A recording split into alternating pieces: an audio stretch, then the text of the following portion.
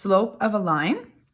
Slope, we use the variable m to designate slope, is the measure of the steepness of a line. So if we look at this picture, for example, the slope of the roof would be the angle or steepness of this side right here.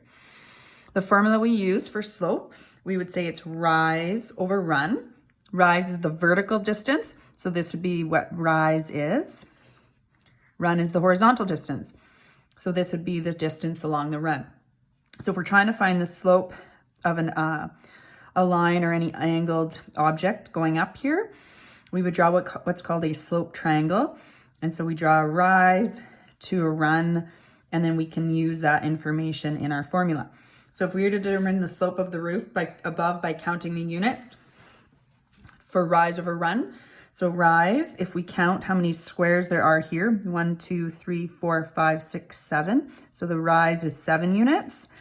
And the run along here, if we count, is 1, 2, 3, 4, 5, 6, 7, 8, 9, 10, 11, 12 units. So my slope of this line right here, this angled roof, is 7 over 12. If this fraction reduces or simplifies, I would simplify it, but it doesn't. And there's no need to write this as a decimal. We'll prefer a fraction for slope in this case to have that rise and run stand out.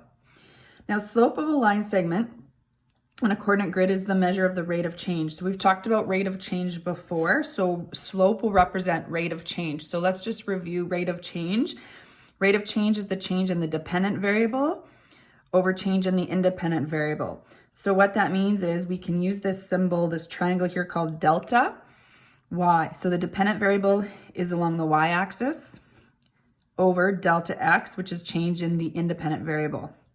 So again, it's usually along the horizontal axis, and then the vertical axis is the rise. So that's why we come up with the formula rise over run, because dependent variable is going to be your vertical axis, independent variable is going to be your horizontal axis.